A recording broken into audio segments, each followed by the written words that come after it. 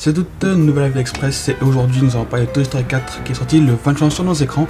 Et pour commencer directement, nous allons parler de l'histoire. Toy Story 4 se passe après le 3, logique, et on y retrouve nos héros dans la chambre de Bonnie où on sent un Woody moins utilisé qui marche la situation, Bonnie le préférant Jessie à ce dernier. Lorsque Bonnie fait son entrée à la maternelle, ses parents décident de faire un road trip en camping-car où Bonnie emmène tous ses amis et le nouveau venu, Fourchette. Et là, l'aventure commence. Et franchement, quelle aventure! Fini les décors de chambre et de Sunnyside. Là, on passe à un niveau au-dessus et un décor extérieur sublime et immersif.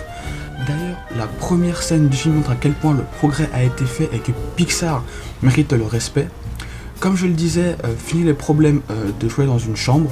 Là, on est dans un autre milieu, plus grand, plus effrayant pour les jouets. Les sons seront plus grands à apprendre et plus importantes. On va passer aux personnages. Et pour commencer, je voulais dire que les nouveaux personnages portent littéralement le film.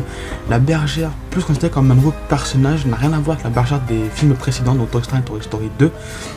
Et on ne pourrait même plus la reconnaître tant le changement est grand et important. Gabi, qui est antagoniste du film, est dans la lignée des autres antagonistes en termes de background et depuis Toy Story 2, mais parallèlement à un Lotso ou un Baby Pépite, on s'identifie plus à ce personnage qui nous laisse pas indifférents, contrairement à ce qui était proposé dans Toy Story 1, c'est-à-dire Sid, qui est pour moi l'antagoniste le plus marquant de l'histoire de nos jeux préférés. Deux peluches, je ne sais plus trop leur nom, vous m'excuserez, sont une bonne pioche de la part des scénaristes et elles apportent son lot de running gag et de bonne humeur dans ce film, plus axé sur émotion et sérieux.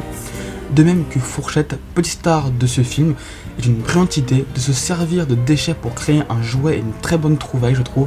Il apporte son lot de running gag, le fait de toujours vouloir être dans la poubelle, là où est sa place finalement.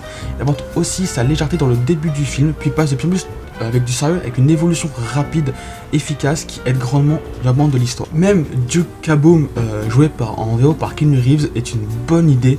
Notre cascadeur canadien apporte son histoire et son idée dans le film.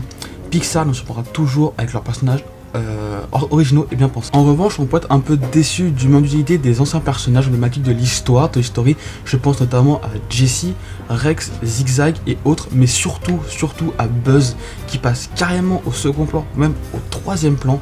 Et à l'inverse, on a une grande évolution de Woody qui est fort intéressante et qui ne gâche rien à la beauté du film. Je dirais même que c'est la plus grande force de ce film. En termes d'émotion, je peux vous dire, comme je peux le comprendre tout à l'heure, que le film se concentre beaucoup sur les émotions et sur les personnages. Entre rire et larmes, le film s'est joué de nos sentiments, de nos émotions. Ça marche très bien. J'ai pris vraiment de bonnes claques. Passons maintenant au doublage et honnêtement, la VF, même si les blagues sont mal traduites par rapport à la VF reste excellente depuis le premier Toy Story. Donc franchement dessus, il n'y a rien à dire. Encore un très bon point fort de ce film, c'est la musique. Franchement, la musique est juste géniale. Pour les fans et des autres films de la franchise, une musique au début du film vous donnera des frissons de nostalgie, comme j'ai eu avec cette musique. Et honnêtement, malgré cette musique-là, qui était pour moi la meilleure musique du film, toutes les musiques sont super belles et super, elles vont bien au film. Et franchement, les musiques aident beaucoup à comprendre les émotions de l'histoire et c'est juste parfait. Il y a bien évidemment des clins d'œil aux trois autres films et on y fait quelques belles références, donc même ceux qui n'ont pas vu les trois premiers, c'est pas trop ainsi parce qu'on en parle beaucoup de ce qui s'est passé avant. Et pour les nostalgiques qui sont fans de la des toutes premières Toy Story, vous allez vous régaler, il y a des références pour tout et n'importe quoi. Pour conclure, je vous conseille de voir ce film autant que pour les adultes. Chacun y trouvera son compte, c'est un très bon film d'animation. Le prochain Avis Express sera sur Spider-Man Far From Home. Sur ce, je vous laisse. Ciao.